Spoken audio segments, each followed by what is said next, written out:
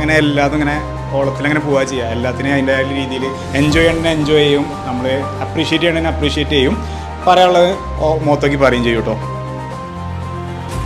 കഴിഞ്ഞൊരു 3 വർഷത്തോളമായിട്ട് ഈ ഒരു സ്ഥാപനത്തിൻ്റെ ഒരു നെടുന്തൂണായിട്ട് നിൽക്കുക.